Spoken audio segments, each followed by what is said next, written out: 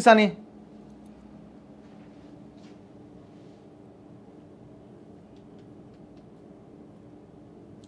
అసెంబ్లీలో greater పెరగబోతున్న assembly సీట్లు అధికం గ్రేటర్ హైదరాబాద్ హెచ్ఎండిఏలో పెరుగుతాయట. నియోజకవర్గాల పునర్విభజనకు అనుగుణంగానే ముఖ్యమంత్రి రేవంత్ రెడ్డి పావులు కదుపుతున్నాడట. ఈ నేపథ్యంలోనే రాజధాని ప్రాంతంపై ముఖ్యమంత్రి ప్రత్యేక దృష్టి. మూసీ సుందరీకరణ, ఓఆర్ఆర్ దాకా జీహెచ్ఎంసీ విస్తరణ, శాటిలైట్ టౌన్షిప్ల నిర్మాణం, మెట్రో లైన్ పొడిగింపు, టీ స్క్వేర్ వంటి పలు అభివృద్ధి పనులపైన ముఖ్యమంత్రి దృష్టి. రాజకీయంగానూ కాంగ్రెస్ బలోపేతానికి ప్రయత్నాలు. జీహెచ్ఎంసీ పరిధిలో 24 సీట్లు 50కి పెరిగే అవకాశం. రాష్ట్రంలో అసెంబ్లీ స్థానాల సంఖ్య 119 నుంచి 153కి పెరిగే ఛాన్స్. మొత్తం సీట్లలో గ్రేటర్ హైదరాబాద్ పరిధిలోనే 3వ వంతు పెరగబోతున్నాయట. అధికారాన్ని సాధించడానికి అత్యంత కీలకమైన ప్రాంతం ఇది. ఈ ఏడాది చివరిలో మొదలు కాబోతున్న జనగణన ప్రక్రియ. జనగణన ప్రక్రియ ఈ ఏడాది చివరిలో మొదలవుతుందట. మళ్ళీ డ్రామా ఇది, మళ్ళీ డ్రామా. ఈ కులగణన జనగణన చేసి రిజర్వేషన్లు ఈ బీసీలు వీళ్ళ రిజర్వేషన్లు పెంచుతామన్న ఆలోచన లేదు, సీట్లు పెంచుకోవాలన్న ఆలోచన చేస్తున్నారట. రాష్ట్రంలో త్వరలో జరగబోతున్న నియోజకవర్గాల పునర్విభజనను దృష్టిలో పెట్టుకొని ముఖ్యమంత్రి రేవంత్ రెడ్డి జాగ్రత్తగా అడుగులేస్తున్నారు. డీలిమిటేషన్ అంటూ జరిగితే గ్రేటర్ హైదరాబాద్ పరిధిలోనే ఎక్కువగా సీట్లు పెరిగే అవకాశం ఉండడం, గత ఎన్నికల్లో ఈ ప్రాంతంలో కాంగ్రెస్ ఆశించిన రీతిలో పట్టు చూపలేకపోయిన నేపథ్యంలో వచ్చే ఎన్నికల్లో గెలుపు ఓటములను ప్రభావితం చేసే జీహెచ్ఎంసీ హెచ్ఎండిఏ పరిధిలో రకరకాల అభివృద్ధి ప్రాజెక్టులకు ఎక్కువగా ప్రాధాన్యమిస్తూ వ్యూహాత్మకంగా అడుగులు వేస్తున్నారు. తెలంగాణలో తదుపరి శాసనసభ ఎన్నికలు పెరిగిన నియోజకవర్గాలతోనే జరుగుతాయి. నెక్స్ట్ డీలిమిటేషన్ ఉంటుంది, అది పక్కాగా ఉండబోతున్నది. సో దీంతో పునర్విభజనతో అసెంబ్లీ నియోజకవర్గాల సంఖ్య పెరగడంతో పాటు ఇప్పుడున్న వాటి పరిధులు కూడా మారిపోతాయి. రాష్ట్ర పునర్వ్యవస్థీకరణ చట్టం ప్రకారం రాష్ట్రంలోని 119 అసెంబ్లీ స్థానాలు పునర్విభజనతో 153కు పెరగాలి. అయితే తాజా జనాభా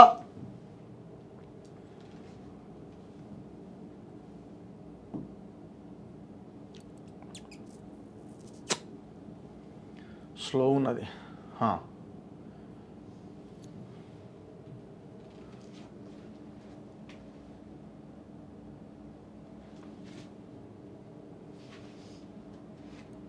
తాజా జనాభా లెక్కల ప్రకారం అంతకు మించి పెరిగే అవకాశం ఉన్నదని అంచనాట.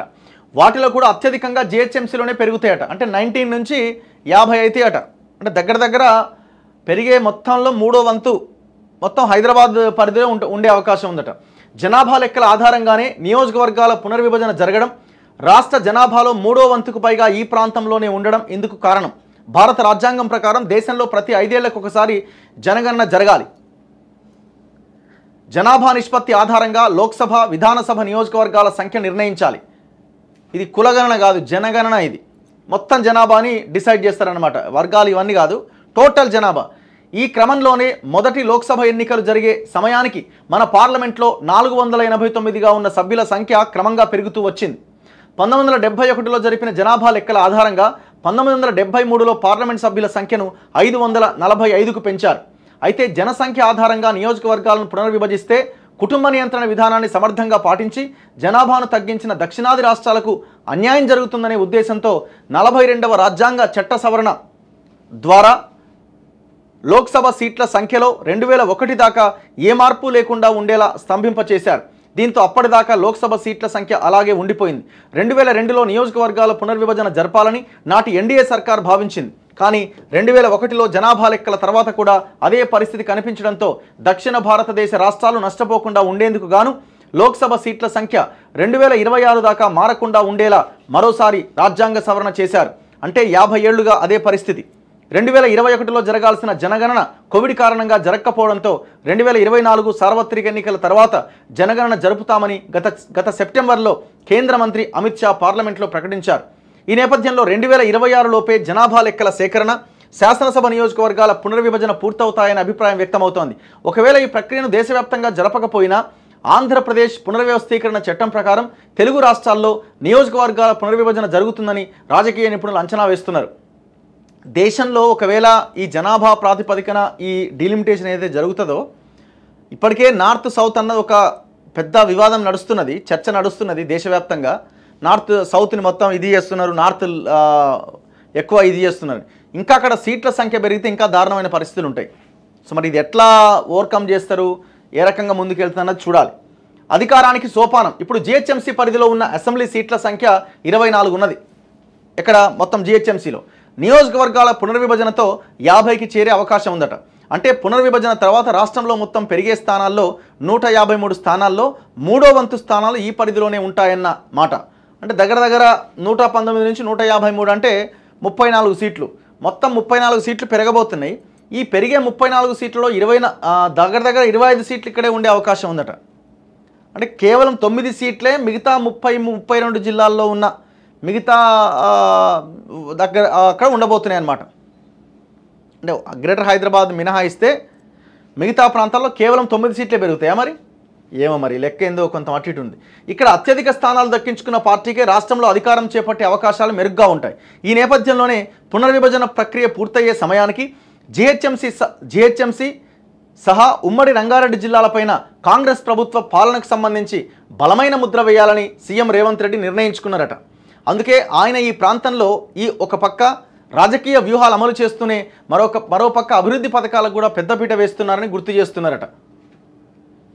దొంగలందరినీ తీసుకుంటే మొత్తం పరిస్థితి మారిపోద్దా? ఇదేందో పొలిటికల్గా మీరు పాలన సెంట్రిక్గా ఎప్పుడైతే పాలన చేస్తారో ఆటోమేటిక్గా జనమే మీ వైపు వస్తారు.